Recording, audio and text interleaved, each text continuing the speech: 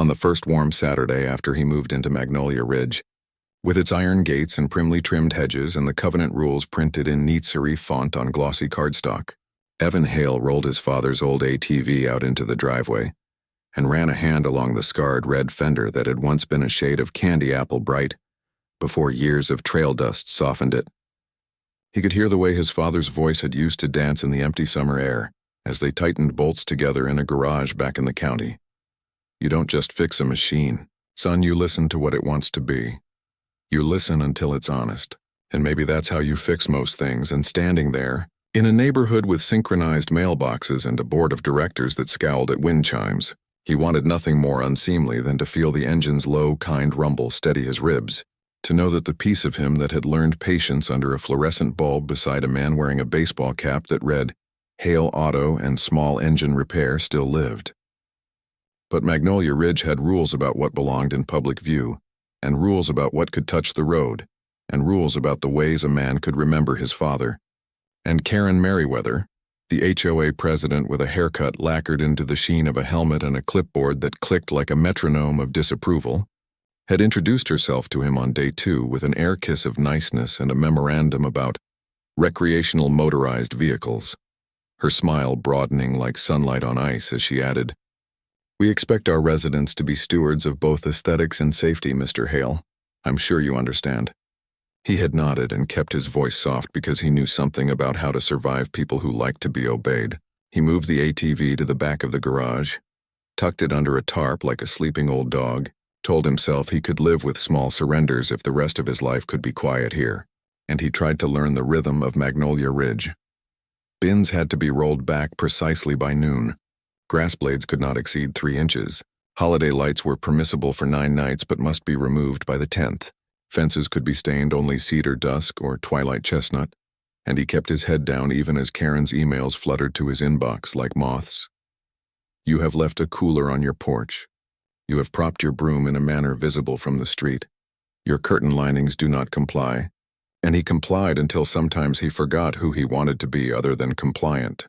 And yet every time he stepped into the garage and lifted the tarp, every time his palm met the ridges of old paint, and his mouth filled with the smell of motor oil and dust and the faint pine of a 2x4 resting along the wall, his unmade grief for the man who died in a chair watching a baseball game pressed its weight against him and then lifted, just a little, and he felt steadied enough to face another, per our covenants, with a nod that didn't demean him from the inside out.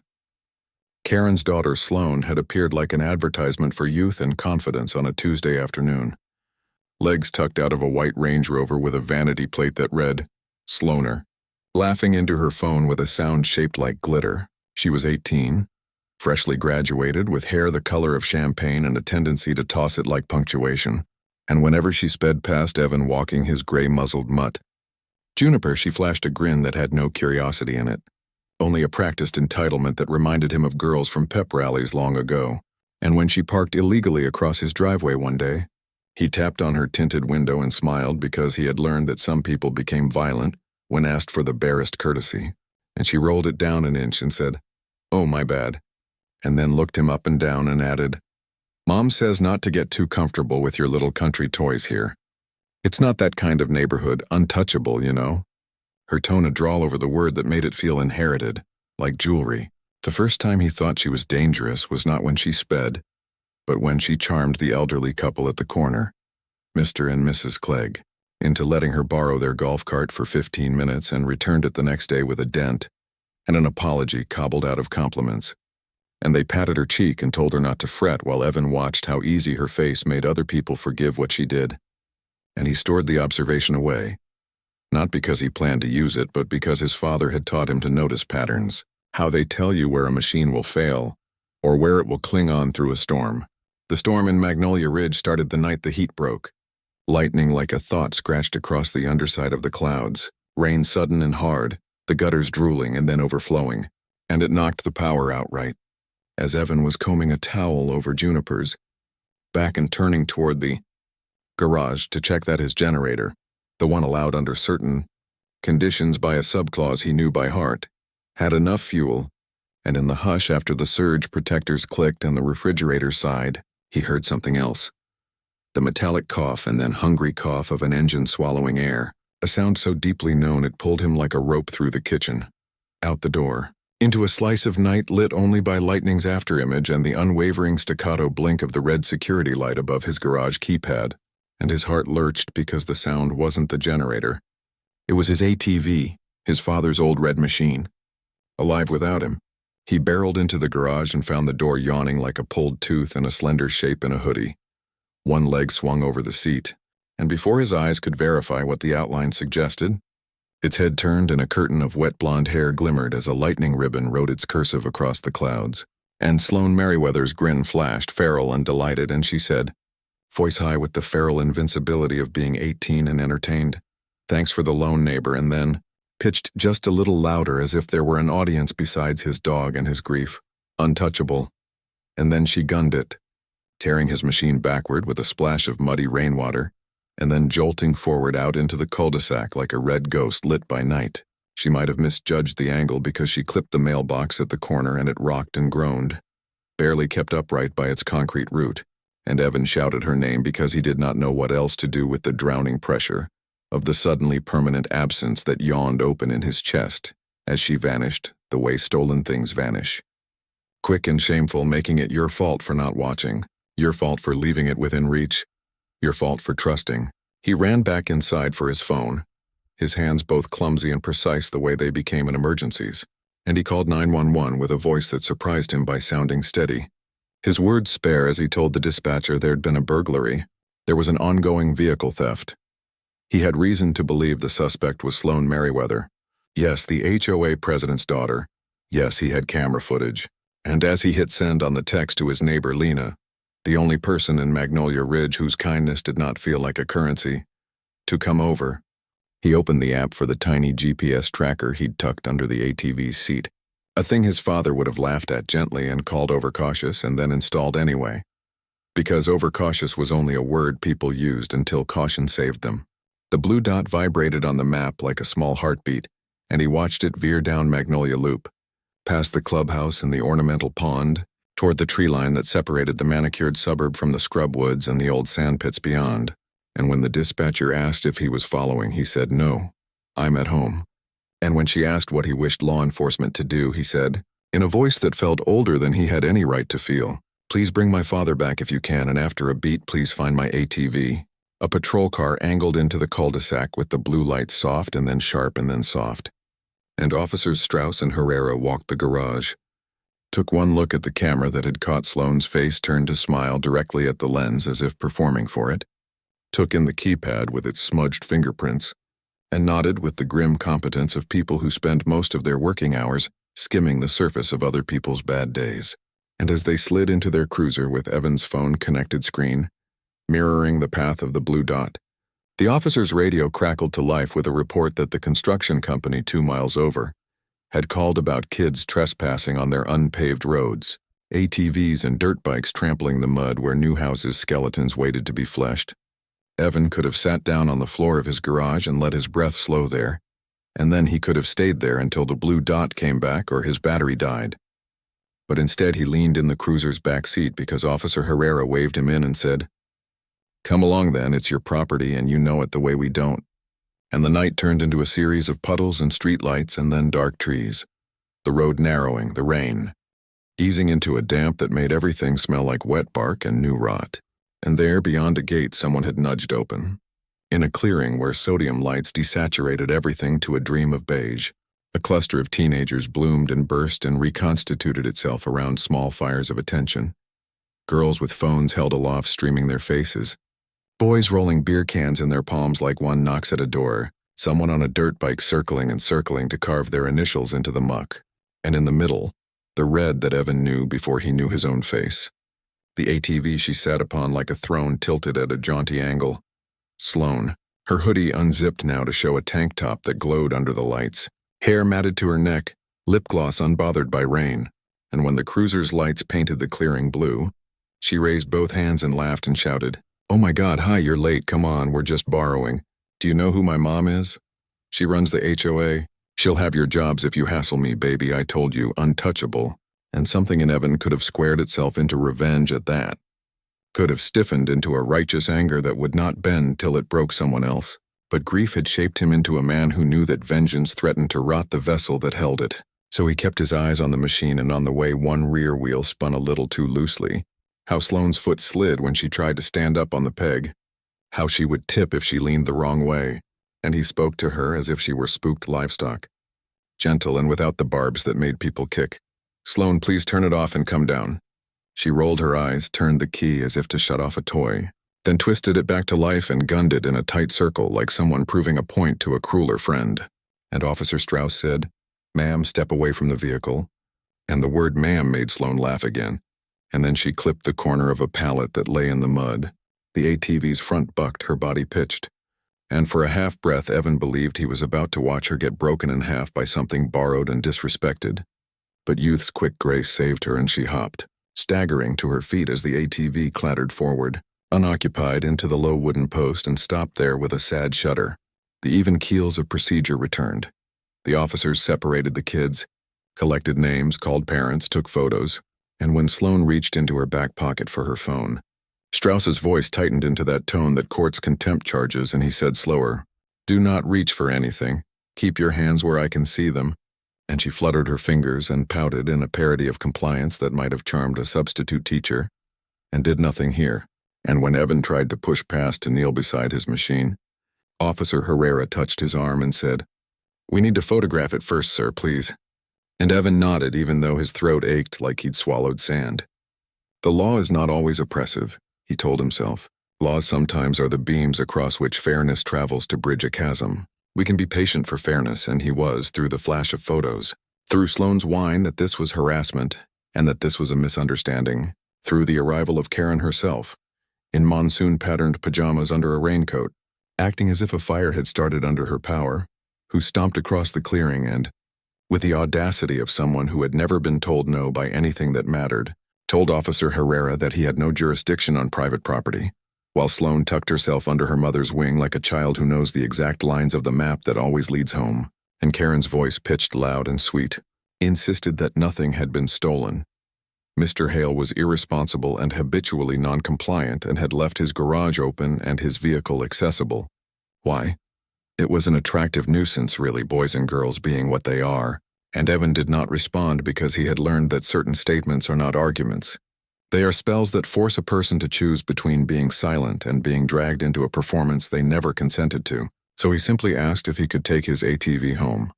And Herrera nodded once, and then he pushed the red machine through the mud, both hands on the bars, felt the left handlebar twitch because the tie rod had been bent, heard the underside scrape where the skid plate had torn away, and the sound made his stomach drop like a floor had disappeared beneath him, because it was a sound he remembered from the first time his father had shown him how to make something true again. Something else unseen had shifted that night also, and it made itself visible in the days that followed. The way a bruise blooms after you've convinced yourself you dodged it. The HOA's community email list flared with a message from Karen about inappropriate recreational activities in residence, knowingly creating hazards and the possibility of fines for vehicular nuisance, the phrase so absurd Evan read it twice and then laughed. And then his laugh dissipated as Karen's letter took flight across the digital fence, and neighbors had replies about how dangerous ATVs were and how property values depended on sensible restrictions and how perhaps certain newcomers did not understand the standards of Magnolia Ridge. And Lena wrote privately to Evan, "It's not about you. This is about her control. Hang on, you have us." And by us she meant herself and the Cleggs, and Ray the landscaper who had watched Karen cite his crew for improper edging technique, and something in his back loosened at the thought that there existed a small we in this place built to make everyone fight alone, and he decided to be methodical, almost tender with the facts, the way his father would have kept a ledger on a repair. He cut stills from the camera video where Sloane turned her face to the lens, printed them, screenshot the geolocation data that showed the blue dot in the clearing at 9:52 p.m. When the officer took his first photo, he printed a receipt for the GPS tracker and his last invoice for parts from Wheeler's engines to show the ATV's value. He carried it all in a manila folder to the police station and sat across from Detective Lila March, who had eyes that did not skip over details and a voice that asked questions like, she respected the answers because she did. And while Evan told her how the ATV had slipped into his life again after his father's funeral, as if the machine had chosen him the way some dogs choose their person. She nodded and pressed a pen to paper, and when he finished and slid the folder across the desk, she looked at the photos and the timestamps and said, "We're going to do this right, Mr. Hale." She reached out to the construction company for their surveillance footage, and she found that one of Sloane's friends had posted an Instagram story, 3 seconds of giggling faces and a red body between them with the caption, "We run this place," which the girl deleted the next morning, but which Lila had already captured through one of those software talismans that pulls ghosts from the ether. And when Detective March visited the HOA office to ask whether Karen had a master code that opened all the garages for emergency inspections, Karen had told the board once in case of something. You never know. Karen played offended and then threatened the city attorney and then smiled so hard her teeth looked like knives. But a junior board member named Abigail, whose brother had been fined $300 for parking askew on his own driveway, came to Lila privately and handed over a printed copy of the line on the budget marked Universal Access Openers. And she said, quietly as contrition, that yes, board members had them, yes, they had used them at times without notice under the claim of evening inspections, and yes, Sloane had been seen twirling one on a keychain like a charm. The case was not nothing now. It was a real scaffold of something, and when March applied for a warrant to search the Merriweather garage and bedroom for anything belonging to Evan's ATV, there are always traces. Her mind told her in the patient voice her own mentor had used. She included the footage, the posts, the logs from the GPS, and the judge signed, and a day later, the quiet morning on Magnolia Loop fractured under the sound of official feet on concrete, the way thunder bends windows. Karen met them in layered pearls and a shirt that said, "Why not?" and told them they could not, no matter what papers they carried. And they could, and they did. The way law moves sometimes like ice across a field when it needs to. And there it was in Sloane's walk-in closet, tucked behind a row of sequined dresses like a child under a fort. The torn black seat cover with the little rectangle missing where Evan had hidden his tracker. A smell of damp earth clinging to it. There were the boots with the mud still hammered into their treads. There were the messages on her phone to Mads bragging about the joyride, and the plan to blame the neighbor if anyone made a fuss. And the text that read exactly, "Who cares? I'm literally untouchable, Mom runs everything." Evan was not there to see Sloane's face when the cuffs touched her wrists because he had learned over long years that the spectacle of someone else's pain feeds something in people he did not want to feed in himself. But he was there, behind his living room window where a slat was bent just enough to leave a sliver to see through. When the police car drove past with its lights off and Sloane in the back, her jaw set and eyes wide the way a horse's eyes go when it sees something it doesn't understand. And he watched Karen plant herself in the driveway and scream words that couldn't be heard through the glass, but could be easily lip-read. Words like injustice and fascists and lawsuit, and he turned away and sat on the floor to tie Juniper's bandana back on, because the dog got anxious when people raised their voices and sloppy with joy when a bandana settled his neck. And Evan whispered to the dog, "I'm not gloating. I promise we don't gloat." And then he cried because the world had presented him with a girl who had taken the one thing that anchored him in his days, and that same world had then returned it by chewing the girl up and spitting her into a cell to learn a lesson too late. And he cried not because she didn't deserve consequences, but because he recognized in her something brittle that would crack the first time it couldn't command a bending in the air. Sloane spent 2 nights in county because even the Merriweather's money could not conjure bondsmen out of the thin air of a judge's displeasure. She had rolled her eyes in the courtroom, had muttered under her breath about nepotism in reverse, had hissed "witch" at Detective March when she thought nobody could hear, and a judge's eyebrows had arched so sharply you could hang ornaments from them, and Karen, who had been so sure of the old networks, a deed to a law firm golf outing here, a favored contractor there, found that their power, though real, had limits when stacked against videos and logs and fingerprints and the thin, bright wire of a community's quiet fury finally unspooled. During those 48 hours, Magnolia Ridge softened in the way neighborhoods sometimes do when a center of pressure shifts, the way fields lean after a windstorm. People walked their dogs slower, made eye contact in a way they had avoided before because it had felt like collusion against a bully to look too long at anyone's suffering. And neighbors Evan had only nodded toward for months turned their feet to his driveway and asked softly if he needed anything. Someone he didn't recognize left a note that read, "We're ashamed of how she used us against you." and a pie in a foil pan that tasted like October, and the Cleggs made room on their porch for him and his dog on the evening after the arraignment, and told him, "You did the right thing even if right feels mean right now." And he believed them because they were very old, and had lived through wars that taught people the shapes of real cruelty and real mercy.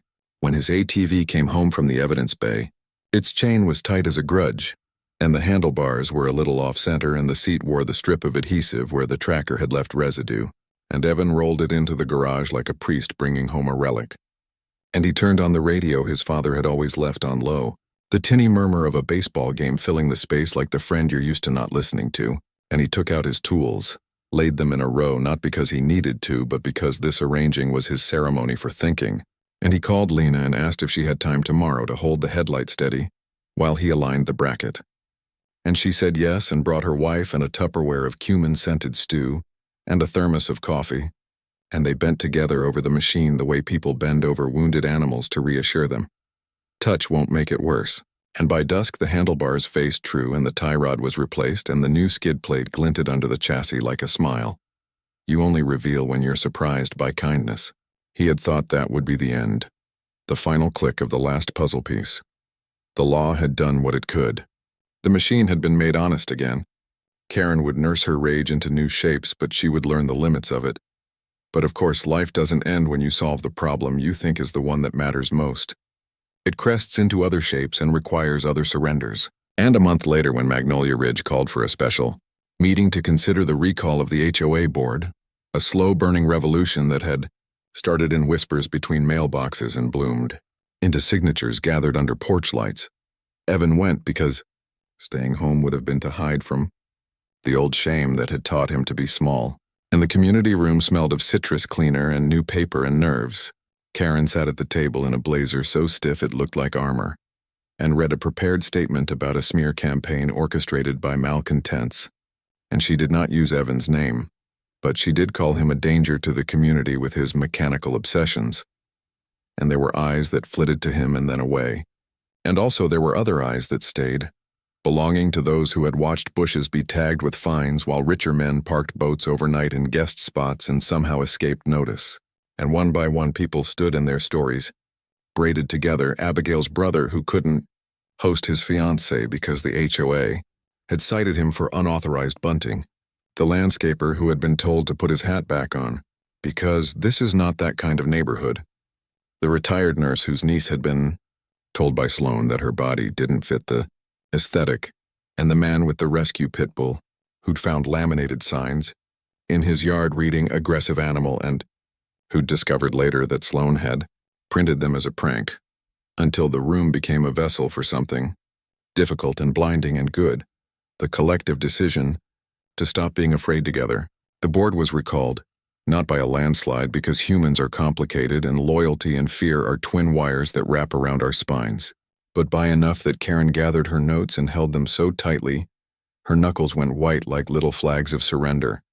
And for a moment she looked very small and trapped inside a version of herself she had built to defend against a life that had frightened and disappointed her. And Evan felt a drop of something like pity fall into the well of his anger, and sink and vanish without diluting it. There is no ending where anyone becomes someone else entirely. He knew that, but there was an apology from Sloane's father months later. A quiet man who'd stayed beneath the waves of his wife's will so long he'd grown gills, who rang the bell and stood on Evan's step with a battered hat in his hands and said, "I'm sorry for what she did and what it took to make her stop." And there was a letter from Sloane herself as part of the plea that had traded jail for community service and restitution. A page that wrestled with the way a person learns to be special at the expense of everyone else, and then finds that specialness expiring the moment the world refuses to keep funding it. And she wrote, "I thought I was untouchable because I had always been protected from touching anything difficult. And I am sorry I broke what was your dad's. I didn't know how to respect someone else's remembering." And Evan did not know what to do with forgiveness as an instrument or a performance. He only knew how to use handy things, so he accepted the restitution because money fixes certain shapes of harm, and he accepted the community service hours because cleaning the muddy edges of the trail where they'd ridden could teach hands what it means to repair the corner of world you damaged. And he took the letter and placed it in a folder next to the receipts and the photos and the logs. Because a ledger ought to show credits and debits both if it is to be fair. One autumn evening when the light turned to honey and Juniper's breath steamed a little when she exhaled, he rolled the ATV out again, checking that the gate into his own small patch of scrubbed land was secure. Because he played by the rules he could live with and fought the ones he couldn't, and he started the engine and let the low sound thread through him and through the trees. He didn't take it onto the street, and he didn't let it be seen except by the deer who lifted their heads and then resumed their chewing. And he thought of his father teaching him how to feel for the sweet spot of the clutch, not by looking but by listening, and he thought of Sloane in a county, jumpsuit the color of sadness and then clicking trash with a grabber pole off the side of the trail, with her mouth set and her eyes softening into some other young woman he hoped she would become. And he let the engine idle, and he let his grief idle with it. Not gone, never gone, but allowed to hum in a way that did not devour him, and he pressed his thumb into the rubber of the handle till he could feel his pulse in it, a reminder that everything he held could be broken and also, sometimes mended, that untouchable was a childish wish. Nobody is.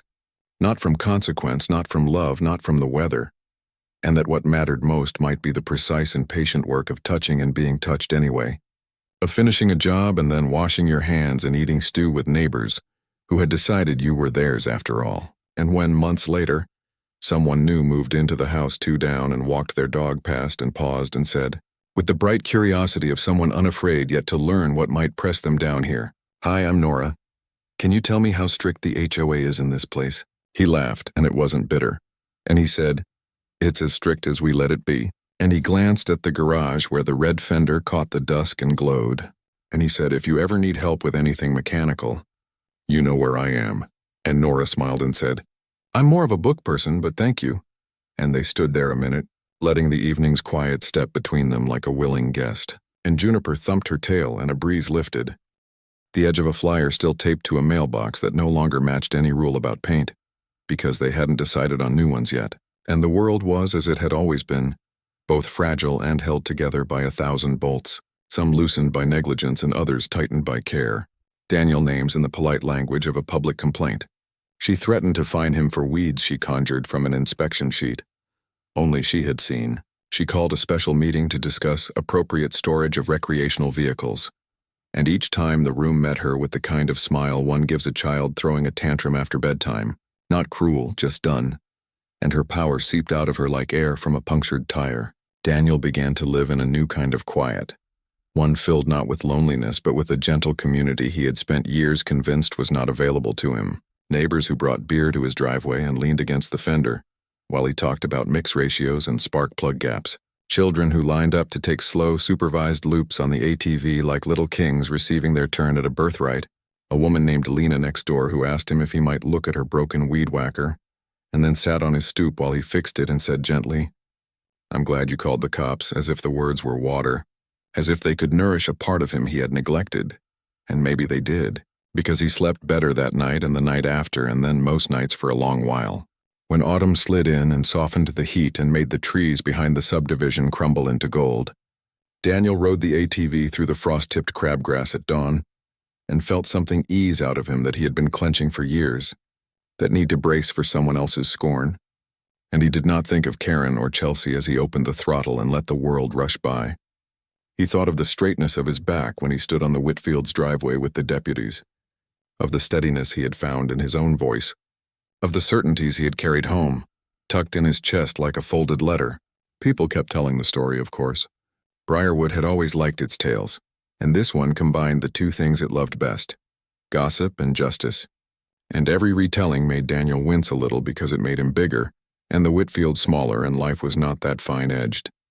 And yet he learned to smile when they reached the part where Chelsea shouted that she was untouchable, because there was something medicinal about hearing the line repeated into diminishing meaning, as if each telling washed some sting from his skin and scrubbed away another layer of the myth that had convinced people like Karen they could walk through the world without friction. At one winter meeting, someone finally nominated a new president, and, after the swiftest vote in HOA history, Karen's gavel moved to a different hand, and Karen sat very still for a long moment as if trying to locate herself again, now that she was no longer the center of the room. And then she stood up and said something about spending more time with family, and walked out into the cold air where her breath showed itself. And perhaps she saw in that white cloud proof that even the invisible things become bodies when the temperature drops enough. Chelsea finished her service hours and did not hold her chin quite as high as before. She got a job at the coffee shop outside the gate and learned the names of the people behind the counters in her life, learned to tip, learned to say sorry even when the latte art broke, and maybe, over time, she learned to be a person, not a promise. Daniel kept writing and fixing and smiling and learning the shape of his neighbor's laughter. And sometimes late at night, when the garage smelled like warmth and the world seemed to hum beneath his feet, he would remember standing there, watching the cuffs glint, hearing Karen say those foolish words, "Do you know who I am?" and the deputy answer gently, "It doesn't matter," and he would feel peace move through him like a tide. Because there, in those few syllables, was the lesson he had needed more than he'd known. That identity cannot be used as armor forever, that loudness cannot always drown out justice, that no one in Briarwood, or anywhere, not really, gets to be untouchable, not even the ones who shouted at the sky.